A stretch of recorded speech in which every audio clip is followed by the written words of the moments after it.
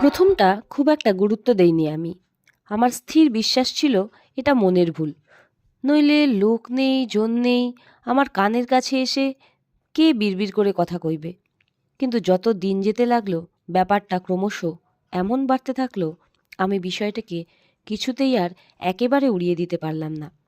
কাউকে দেখতে পাচ্ছি না ঠিকই, কিন্তু কথা কেউ বা কারা নিশ্চিত বলছে, এক্কেবারে আমার কানের কাছেই, অথবা কানের মধ্যে দিয়ে মাথার মধ্যে ঢুকে গিয়ে।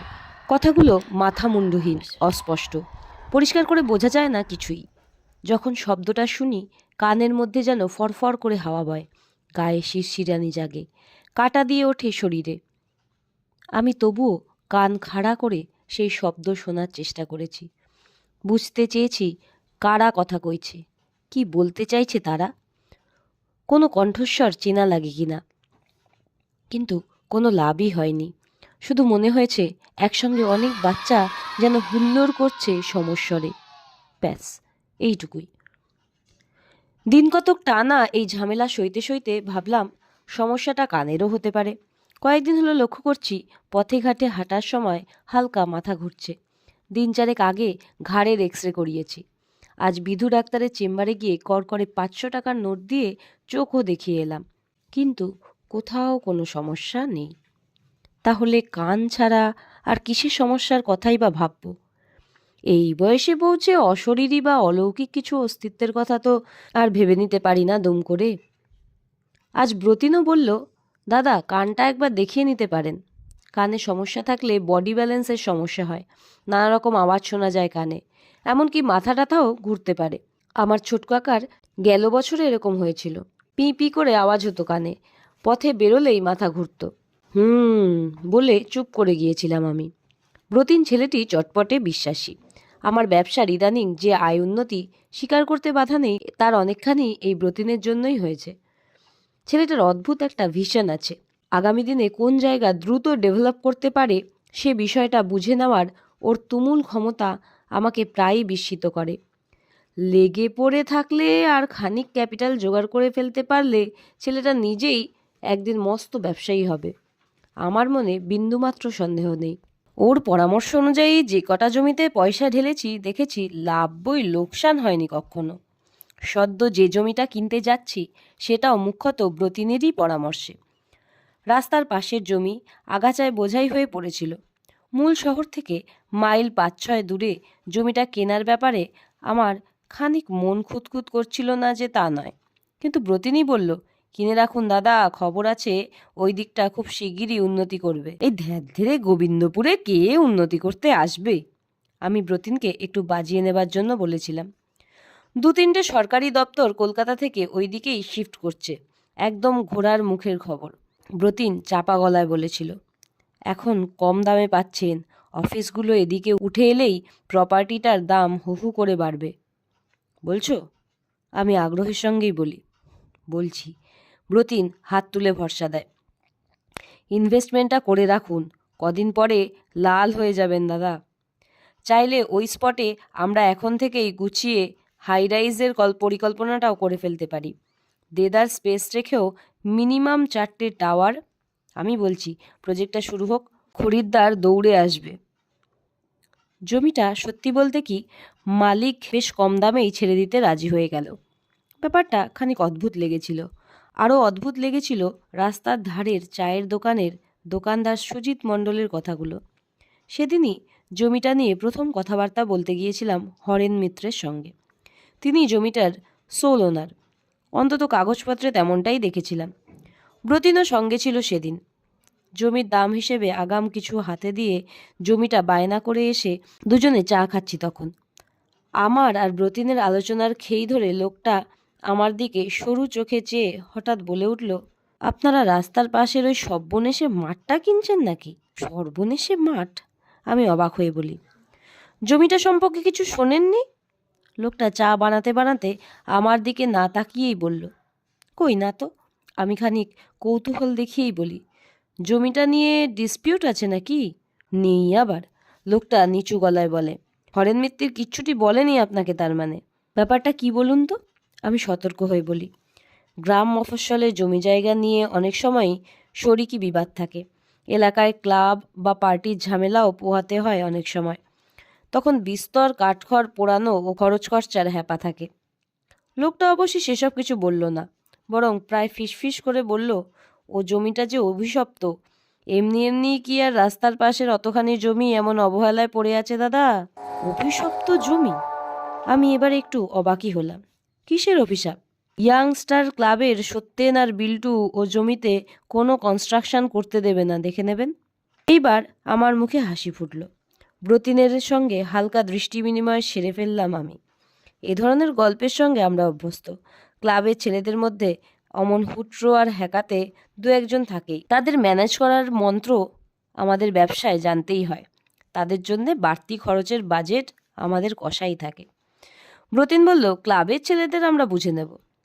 বোঝাপড়াটা কোথায় করতে যাবেন শুনি? সুজিত তাচ্ছিল্যের সঙ্গে জিজ্ঞাসা করল, ওই যে বললেন সত্যেন আর বিল্টু, তারা কি বেঁচে আছে নাকি মশাই যে তাদের সঙ্গে সমঝোতা করতে যাবেন? সুজিত প্রায় খেকিয়ে বলে উঠল, বেশি কথায় কাজ নেই, আপনারা বাইরে থেকে এসেছেন, আমার সাবধান করা উচিত মনে হলো তাই বললাম। ও জমি কিনতে যাবেন না, আপনাদের ভালো হবে না।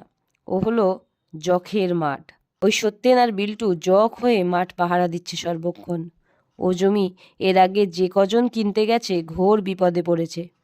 আপনাকেও বলছি মশাই, ও জমির দিকে নজর দেবেন না। পয়সা তো জলে যাবেই, সংসারের অন্য বিপদও না ঘনিয়ে আসে শেষ পর্যন্ত। আমি সুজিত মণ্ডলের কথার আর কোনো উত্তর দিলাম না।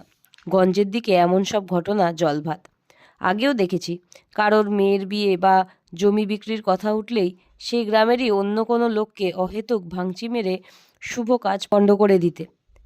ফিরে আসার সময় আমি ব্রতিনকে বলেছিলাম, আশ্চর্য হব না যদি দেখি আমরা জমিটা ধরো না কেনারই সিদ্ধান্ত নিলাম, আর ওই সুজিত মণ্ডলী একগাদা টাকা দালালি নিয়ে জমিটা অন্য কাউকে চড়া দামে বিক্রি করার বন্দোবস্ত করে দিল। জমিটা রেজিস্ট্রির দিন যত এগিয়ে আসছিল, কানের মধ্যে কথাবার্তাও যেন বাড়ছিল। ইদানিং একটা শব্দ বুঝতে পারছি, সেটা হলো না। এই একটাই শব্দ নানান স্বরে যেন আছড়ে পড়ছিল কানের মধ্যে। এ পর্যন্তও ঠিক ছিল, কিন্তু দিন তিনিক হলো অন্য একটা অশান্তি শুরু হয়েছে বাড়িতে। আমার ছোট ছেলে রুনু হঠাৎই অস্বাভাবিক আচরণ করতে শুরু করেছে। সন্ধে হলেই তাকে কিছুতেই যেন ঘরে ধরে রাখা যাচ্ছে না আর। চোখে অদ্ভুত দৃষ্টি নিয়ে সে বলেই চলেছে, আমাকে ডাকছে, আমাকে এক্ষুনি যেতে হবে। এই সময়ে যেন অসুরের শক্তি এসে যায় তার গায়ে। দিক বিদিক জ্ঞানশূন্য হয়ে দরজা খুলে এমনভাবে সে দৌড়ে বেরিয়ে গিয়েছিল গতকাল, আর একটু হলেই রাস্তায় গাড়ি চাপা পড়ে যাচ্ছিল। ব্রতিন খুবই চালাক চতুর, তার কথায় নির্ভর করা যায়। ছেলেটা আমাকে কেন কে জানে ভালোবাসে খুব, তবু তাকে কানের মধ্যে ওই ভুতুরে ফিসফিসানির বিষয়টা বলতে আমার কেমন যেন বাধো বাধো ঠেকছিল। আজকালকার ছেলে আমার কথা সব শুনে হয়তো শটান বলে বসবে, একটা কিছু মানসিক সমস্যা হচ্ছে আপনার দাদা, হাজার চাপ নিয়ে চলতে হয় সারাদিন, এমনটা হতেই পারে। আমি একজন ভালো ডাক্তারের সন্ধান দিচ্ছি, হেভি কাউন্সিলিং করান, কটা সিটিং দিয়েই দিন বরং। কিন্তু রুনুর আচরণের এই যে হঠাৎ অস্বাভাবিক পরিবর্তন, তারপরে তো আর চুপ থাকা যায় না। আমি সকালে অফিসে গিয়েই তার কাছে আমার সাম্প্রতিক অসুবিধাগুলোর কথা সবিস্তারে খুলে বললাম। ভেবেছিলাম আমার কথা শুনেই সে হয়তো প্রথমটা হেসেই উড়িয়ে দেবে, কিন্তু অবাক হয়ে দেখলাম আমার মুখের দিকে কেমন যেন একটা বোবা চাউনি নিয়ে তাকিয়ে রইল সে, চুপটি করে। আমি একটু ঘাবড়ে গিয়ে জিজ্ঞাসা করলাম, কি হলো ব্রতিন, কিছু বলছো না যে? এতদিন দেখছি ছেলেটাকে, কিন্তু আজই প্রথম তাকে এতখানি অপ্রতিভ হতে দেখলাম। ভয় পাওয়া কাপা গলায় সে বলল, আপনাকে সংকোচে বলতে পারিনি, সমস্যাটা আমারও হচ্ছে কদিন ধরে, এবং তার চেয়েও যেটা বড় কথা, আমার ভাইপো রিজু ঠিক রুনুরই মতো আচরণ করছে গত পরশু থেকে। কয়েক মুহূর্ত চুপ করে রইল, তারপর বলল, দাদা, ওই জমিটা আমাদের বোধহয় ছেড়ে দেওয়াই ভালো। মানে? আমি একটু বিরক্তি নিয়েই বলি, এর সঙ্গে জমির কি সম্পর্ক? তোগুলো টাকা আগাম দিয়ে বসে আছি, কদিন বাদেই জমির রেজিস্ট্রির দিন। আমি বিকেলবেলা অফিস থেকে বেরিয়ে সোজা চণ্ডীপুর গিয়েছিলাম দাদা। আমার কথাকে গুরুত্বই দিল না ব্রতিন। সুজিতের সঙ্গে জমিটা নিয়ে খোলাখুলি কথা বলেছি কাল, একেবারে ডিটেলে। যা শুনলাম আমার গায়ের রক্ত একেবারে হিম হয়ে গেছে দাদা। না বুঝে খুব ভুল জায়গায় টাকা ঢালতে গেছি দাদা আমরা। সুজিত মানে চায়ের দোকানে সেই সুজিত মণ্ডল? আমি একটু অবাক হয়েই বলি, হ্যাঁ। ব্রতিন মাথা নাড়ে। সত্যেন ওরই ভাই ছিল। ওই মাঠের এলাকারই কিছু কুচোকাচাকে নিয়ে ফুটবল কোচিং করাতো বিকেলবেলায়। একদিন বলের পেছনে ধাওয়া করে রাস্তায় উঠে গিয়ে লরির নিচে পিষে গেল বিল্টু। ইস! আমার মুখ থেকে আপনা আপনি বেরিয়ে এলো। খেলাটা দাদা জমলো তারপরেই। ব্রতিন ম্লান হেসে বলল, খেলার মাঠ হিসেবে প্রায় দখলই হয়ে যাচ্ছিল জমিটা। বিল্টু মারা যেতেই হরেন মিত্তির নড়ে চড়ে বসল। পাড়ার পার্টির ছেলেদের টাকা পয়সা খাইয়ে প্রথমেই সে ফুটবল কোচিংটাকে তুলে দিল। এলাকায় খুব কায়দা করে খাইয়ে দেওয়া হলো। বিল্টুর মৃত্যুর জন্য সত্যেনই দায়ী। সে খুনি প্রশিক্ষক। প্রায় জোর করেই বাচ্চাদের মাঠে আসা বন্ধ করে দেওয়া হলো। তারপর আমি কৌতূহলী হয়ে বলি, দিন কয়েক পরে সত্যেনের মৃতদেহ পাওয়া গেল ঘরের মধ্যে।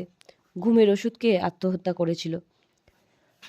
আমার এইসব মৃত্যুর খবর শুনতে আর একটু ভালো লাগছে না। বিষয়টা থেকে বেরোনোর জন্য বললাম, এ প্রসঙ্গ বাদ দাও ব্রতিন। বলো, জমিটা কেনার বিষয় থেকে আমরা পিছিয়ে আসতে চাইছি কেন?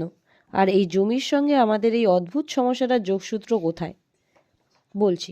ব্রতিন কয়েক ঢোক জল খেলো।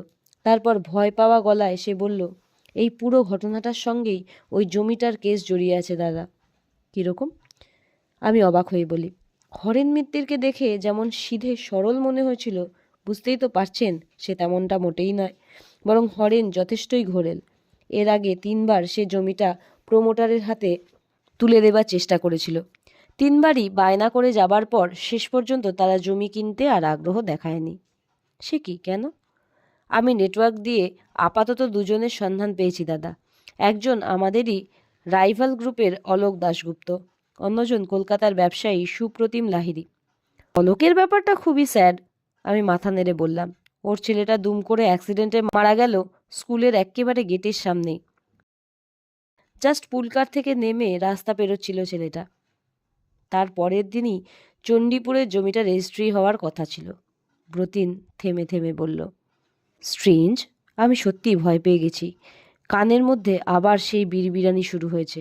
ব্রতিনও দেখলাম কেমন যেন ছটফটিয়ে উঠল। কাপা গলায় সে বলল, সুপ্রতিম লাহিড়ীর গল্পটাও প্রায় একই দাদা। আমি নিশ্চিত এরপর আমাদের পালা।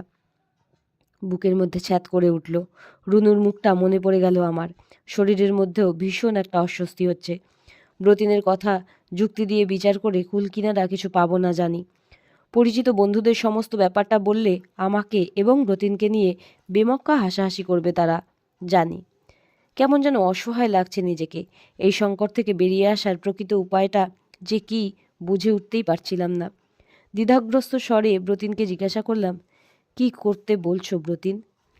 প্রজেক্টটা আমরা বাতিলই করে দিই দাদা। আমার মনে হয় এই জমিটা নিয়ে আর এগিয়ে লাভ নেই আমাদের।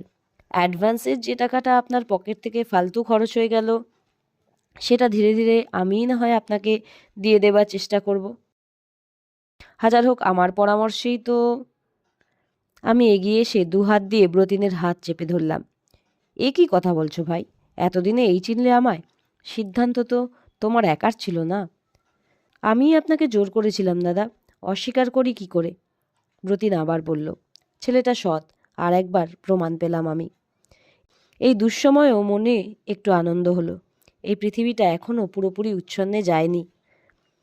আমি তার কাঁধের ওপর হাত রেখে বললাম, আমি আমার আর্থিক ক্ষতির কথা ভাবছিই না ব্রতিন। তাহলে? ব্রতিন ভ্যাবাচাকা খেয়ে চাইল আমার দিকে। আমি ভাবছি ঘটনাটা যেদিকে এগোচ্ছে, হরেন লোকটা ক্রমশ আরও লোভী হয়ে উঠবে এবং আমাদের মতো আরও অনেক ব্যবসায়ী তার লোভের ফাঁদে পড়ে আমাদেরই মতো বেশ খানিক সঞ্চিত টাকা খোয়াবে আগাম দেবার চক্করে। আপনার কথাটা 100 ভাগ সত্যি, কিন্তু আমরা কি করতে পারি বলুন তো দাদা? ব্রতিন চিন্তিত মুখে বলল, ওই জমিতে আবাসনের প্রকল্পটা বাতিল বলেই ধরে নাও। এটা ডিসাইডেড। তাহলে আজই হরেন মিত্তিরকে জানিয়ে দিই জমিটা আমরা কিনছি না। আজই না, আমি বললাম, আমাকে আজ দিনটা দাও ব্রতিন, একটাই দিন। আমি ব্যবসায়ী মানুষ, আজ পর্যন্ত মাঝপথে কোনো কাজ ফেলে রেখে পালিয়ে আসিনি। এ ব্যাপারটাতেও একটা সঠিক বোঝাপড়ায় আসতে চাইছি আমি। কার সঙ্গে বোঝাপড়া করবেন দাদা? ব্রতিন বিস্মিত কণ্ঠে জিজ্ঞাসা করল, ওই হরেন মিত্র লোকটার সঙ্গে? হুম। তাহলে? যারা অহোরাত্র আমার কানের মধ্যে গুজুর গুজুর করে চলেছে তাদের সঙ্গে। বলে আমি উঠে দাঁড়ালাম। আজ কাজে মন বসবে না আর। আমি বাড়ি চলে যাচ্ছি। তুমিও বাড়ি গিয়ে বিশ্রাম নাও আজ। কাল থেকেই খুবই ধকল গেছে তোমার, বুঝতে পারছি। অফিস বন্ধই থাক আজ দিনটা। আশা করি আজ তেমন কোনো বিপদ ঘটবে না। নিশ্চিন্ত থাকো তুমি। ব্রতিন বোবা দৃষ্টিতে তাকিয়ে রইল আমার দিকে। টেবিল থেকে ব্যাগটা তুলে নিয়ে অফিস থেকে বেরিয়ে পড়লাম আমি। আজ রুনুকে অনেকটাই স্বাভাবিক বলে মনে হলো। আমি মনে মনে হাসলাম। আমার চিন্তাভাবনা তার মানে সঠিক পথেই এগোচ্ছে। রাতের খাওয়া দ্রুত শেষ করে নিলাম আজ। হাতে মিছিমিছি কিছু ফাইলপত্র নিয়ে সিঁড়ির দিকে এগোতে এগোতে বললাম, আমি চিলেকোঠার ঘরে আছি। বিশেষ কিছু কাজ আছে রাত্রিবেলা। কাজ শেষ হলে ওখানেই ঘুমিয়ে যাবক্ষণ। আমাকে ডাকার দরকার নেই। কাজটা জরুরি, উপরে উঠে কেউ যেন আমাকে বিরক্ত না করে। ঘরে ঢুকেই প্রথমে দরজাটা বন্ধ করে দিলাম ভেতর থেকে। উজ্জ্বল আলোটা নিভিয়ে দিয়ে লো পাওয়ারের আলোটা জ্বালিয়ে একটা চেয়ারে বসে পড়লাম গা এলিয়ে দিয়ে। মনে মনে খানিক ভয় এবং উদ্বেগ ছিল না বলবো না, কিন্তু অনেক ভেবে দেখেছি এই মুহূর্তের ঝুঁকি না নিয়ে উপায় নেই। ঘরের দেওয়ালের ঘড়ির একটানা যান্ত্রিক টিকটিক আওয়াজ ছাড়া অন্য কোনো শব্দ নেই। আমার কানের মধ্যে সেই অর্থহীন কথার স্রোত ঢুকে পড়ছে বুঝতে পারছি। আমি মন শক্ত করলাম। তারপর শিরদাঁড়া সোজা করে বসে মৃদু গলায় বললাম, আপনারা কারা? সত্যিই যদি আমাকে কিছু বলতে চান দয়া করে সামনে আসুন, আমি প্রস্তুত। কয়েক মুহূর্ত কেটে গেল। কেউ সামনে এলো না। কানের মধ্যে অজানা কথাটা অবশ্য থেমে গেল। আমি আবার বললাম খুব নরম গলায়, আমায় কানে কানে কদিন ধরেই কিছু বলার চেষ্টা করছেন। মুশকিল হলো আমি সেসব কথার বিন্দু বিসর্গও তো বুঝতে পারছি না। আপনারা কি চান? যদি বুঝতেই না পারি। আমার কথা শেষ হলো না। তার আগেই ঘরের মধ্যে যেন আমাকে ঘিরে একটা ঘূর্ণিঝড় উঠল। আমার সারা শরীর কেঁপে উঠল। একসময় মনে হলো চেয়ার শুদ্ধ উল্টেই পড়ে যাব বোধহয়। একটু আগেও মনের মধ্যে যে সাহস ও শক্তি ছিল, মনে হলো ক্রমে সেই শক্তি যেন কমে আসছে। ঘরের বাতাস ভারী হয়ে দমবন্ধ হয়ে আসছিল আমার। আমি প্রাণপণে হাঁ করে বাতাস টানতে টানতে মরিয়া হয়ে বলে উঠলাম, যদি আপনারা কি চান তা জানতে না পারি, তাহলে তো আমি, অলোক, সুপ্রতিম এমন অনেকেই ক্রমাগত ভুল করতেই থাকবো, আর হরেন মিত্তির সেই সুযোগ নিতেই থাকবে অন্যায়ভাবে। আমাকে ঘিরে শীতল হাওয়ার ঝড় থেমে গেল আচমকাই। ঘূর্ণি হাওয়া আমাকে ছেড়ে ঘরের মাঝখানে নিজে নিজেই পাক খেল কিছুক্ষণ। তারপর ক্রমশ জমাট বেঁধে একটা অবয়ব তৈরি করল। এক যুবকের ভাসা ভাসা মূর্তি। দম না নিতে পারা অস্বস্তিটা কেটে গেছে আমার ততক্ষণে। আমার বুকের মধ্যে ধড়াস ধড়াস শব্দ হচ্ছে, নিজেই শুনতে পাচ্ছি। তবুও কণ্ঠস্বর যতটা সম্ভব স্বাভাবিক রাখার চেষ্টা করে বললাম, আপনি তো সত্যেন, তাই না? হ্যাঁ, রুক্ষস্বরে জবাব আসে। বিল্টুও নিশ্চিত আপনার সঙ্গেই আছে? আমি এবারেও খুব স্বাভাবিক স্বরে বললাম, কদিন ধরেই আমার বাড়ির ছাদে ফুটবলের আওয়াজ পাচ্ছি। সেই শব্দ গড়াতে গড়াতে আমার ছেলের ঘরেও ঢুকে পড়েছিল মাঝে মধ্যে। ওকে ছেড়ে থাকার জো নেই বলেই তো মরেছি, সত্যেন বলে। আমরা এখনও একই সঙ্গে প্র্যাকটিস করি রোজ। খুব ভালো, মাথা নাড়লাম আমি। কিন্তু আমাদের সঙ্গে কিসের শত্রুতা আপনার? এর আগেও আমার দুই বন্ধুর জীবনকেও বিপন্ন করেছেন আপনি। তাদের সন্তানকে কেড়ে নিয়েছেন অন্যায়ভাবে। সম্প্রতি রুনুর দিকেও। আমার কথা শেষ হলো না। সত্যেন রাগে ফুঁসে উঠল। অন্যায়ভাবে? অর্থের জন্য আর কত নিচে নামবেন আপনারা? চণ্ডীপুরে ওই একখানাই ফুটবল কোচিং সেন্টার ছিল। বাচ্চারা খেলার জায়গা পায় না আজকাল। পড়াশুনোর জন্য এমনিতেই তাদের খেলার সময় কম। শুধু মাঠের অভাবে তারা মোবাইলে মুখ গুজে বড় হচ্ছে আজকাল। এই জীবন তাদের প্রাপ্য বলুন? আমি তাদের মাঠে ফিরিয়ে আনতে চেয়েছিলাম। আসছিলও তারা। এই অন্যায় আমার? সে মাঠ তো এখন খেলার যোগ্য নেই আর। সেখানে খেলতে আসে না কেউ। আমি সেখানে এখনও কোচিং করাই। বিল্টু খেলে, রোরো খেলে, রিতম খেলে। রোরো আর রিতম বুঝি অলোক আর সুপ্রতিমের ছেলে? হ্যাঁ, সত্যেন বলে। আমি জমিটা কিনে আবাসন বানাতে চাইলে রুনুও ওই দলের অন্তর্ভুক্ত হতো।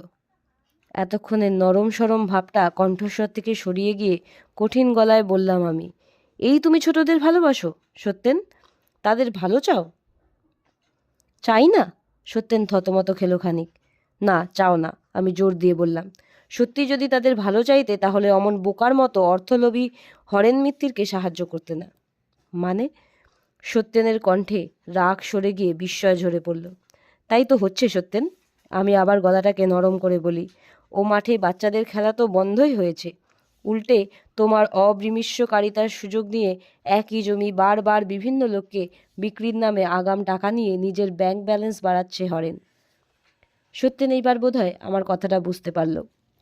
ঝোপ বুঝে আবারও বললাম, আমাদের মতো ব্যবসায়ীদের কি দোষ বলো? আমরা তো জানিই না ও মাঠ আসলে ছোটদের জন্য আগলে রাখতে চাইছো তুমি। হরেনকে ছাড়বো না, সত্যেন কঠোর গলায় বলল। হুম। আমি দুদিকে মাথা নাড়লাম। হিংসের পথে কি কখনো সমস্যার সমাধান হয় গো? তাহলে? সত্যেন খানিক দ্বিধাগ্রস্ত। ও জমিটা বরং আমিই কিনে নিই, তারপর জমিটাকে সাফসুতরো করে সুন্দর একটা মাঠ বানাই। সে মাঠে বাচ্চারা ফুটবল খেলবে, ক্রিকেট খেলবে, ভালো কোচ আসবে, আধুনিক বন্দোবস্ত থাকবে খেলার মান উন্নয়নের লক্ষ্যে। তোমার আর বিল্টুর নামেই নাম হবে ওই মাঠের, ড্রেসিং রুমের। দারুণ হবে, দারুণ হবে। হাততালি দিতে দিতে একটা ছোট্ট ছেলে সত্যেনের পাশে এসে দাঁড়ালো। তারপর আরও একজন, আরও। সত্যি বলছেন? সত্যেনের গলায় আনন্দ আর বেদনা একই সঙ্গে ঝরে পড়ল। আমার কতদিনের স্বাদ ছিল। সত্যি বলছি, আমি আশ্বস্ত করি তাকে। তুমিও সঙ্গে থেকো। আমি? অবাক হয়ে বলে সত্যেন। অবশ্যই, আমি জোর দিয়ে বলি। তুমি সঙ্গে না থাকলে এত বড় কাজ সুষ্ঠুভাবে করবে কেমন করে? মাঝে মাঝেই এমন রাত বিরেতে তোমাকে ডেকে নেব, প্রয়োজনীয় পরামর্শ দিও কিন্তু। সত্যেন চুপ করে দাঁড়িয়ে রইল, তার চোখে মুখে খুশির আলো। আমি আবার বললাম, কি সত্যেন, আমার সঙ্গে তোমাকে পাবো তো? পাবেন, সত্যেন বলল। এত কিছুর পরেও আপনি জমিটা কিনবেন? ব্রতিন যেন আমাকে বিশ্বাসই করতে পারছিল না। কিনবো বলে ওই জমিতে আমার স্পোর্টস কমপ্লেক্স বানানোর পরিকল্পনার কথা বললাম ওকে। ব্রতিন বলল, দাদা আপনার মাথা খারাপ হয়ে গেছে? পুরো ইনভেস্টমেন্টটাই জলে যাবে।